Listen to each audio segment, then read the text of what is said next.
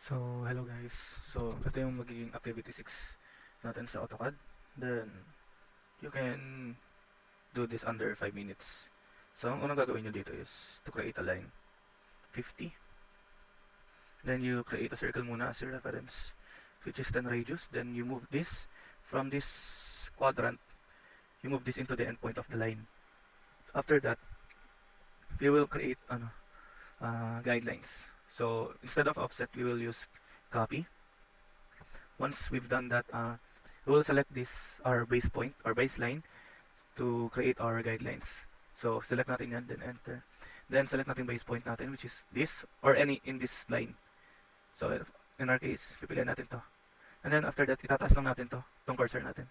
Lagyan natin sa taas, and then we will type lang lahat ng sukat na nandito dito. So, we have 5, enter, 6, and 6, enter, 10, enter, 11.5, enter, then 16.5, enter. Then once natapos na natin yan, ganun din sa vertical. Yan, gawa lang tayo ng baseline, then select natin yan, CO, copy, then enter natin yung, select tayo ng base point, ito. In our case, ito pipili natin, pero pwede rin naman dito sa baba. Tapos ilalagay natin yung cursor natin dito. At sa left. Then we will type this values, this sukat, itong mga sukat ito. Kahit wag na ano tong 10 kasi parang sinusukat niya lang naman yung yung center ng circle from the base point mo. So ito. So gagawin natin, proceed na tayo sa 18. Type nyo 18, 19.5, then gawin nyo lang sa lahat.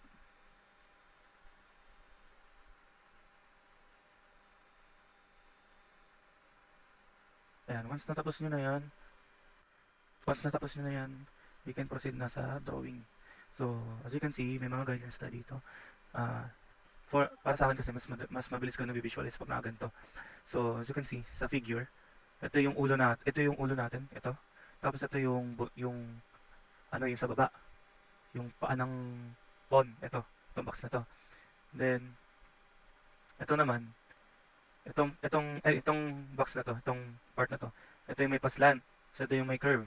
So, ito yung may paslant ulit. Tapos ito yung may pa-arc. So, yun, mas mabilis na visualize. So, para dito naman, ang gagawin natin muna dito is to trim. Trim muna natin to. Bakit natin dito trim itong dalawang to? Kasi gagawin natin dito is i-fillet natin. Ayan, i-fillet natin. Kasi pag hindi yan naka-trim, ang mangyayari na nasa labas yung curve. And hindi natin gusto yan. So, titrim muna natin siya. Fillet. After nyan, we'll create na yung nakaslant, may cutout. So, from this point to this point, para makreate natin to. Ayan. And then after that, ganun din sa kabila. Pwede nyo i-mirror, pwede nyo rin gawing line, mag-drawing na lang kayo ng line. Nasa sa inyo yun kung anong trip nyo. And after nyan, na-visualize na natin. Ito yung buntot, ito yung dalawang nakaslant, yung cutout, tapos ito yung curve. So, ang next part is yung arc. So, for the arc, we will select this start and radius. Then, from this point up to this point, pinakababa. Then, click mo yan. Once na-select mo na yan, tapat mo yung cursor mo dito sa kanan. Nakikita mo yung curve. Nagkikreate na siya. Input mo yung 16. Basta na-input mo na yung 16, enter mo lang. Yan na. Create na siya ng drawing. Then we will create ulit yung cutout from this point up to this point.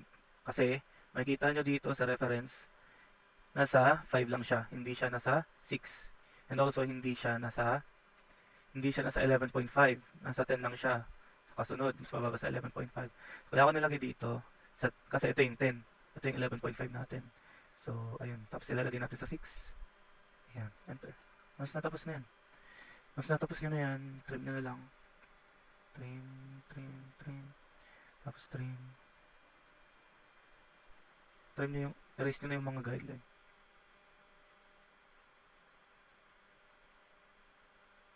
Be mindful lang. Baka iba yung mga delete nyo. And after that, you can select this. Dito lang. Then MI. Ay, no. Erase. MI. And mirror nyo lang yan. No? Then you can trim yung mga excess lines. So, itong guideline natin sa gitna. Ayan na. Then for the dimension, ayan. Kaya palabasin lang natin OSNAP.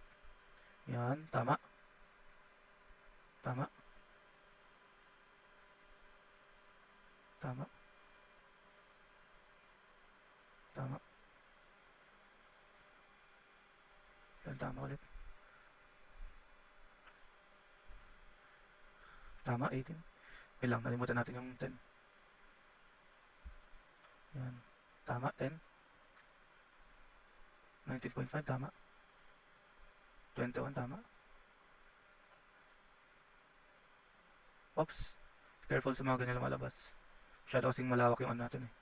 Snap eh. Yan. 31. 33. 43, tama. Dapat na 45. 45, tama. Then 50. Tama. Then after nyan, tapos na. Ganyan lang siya ka-basic guys. So, see you on next video. Thank you for watching.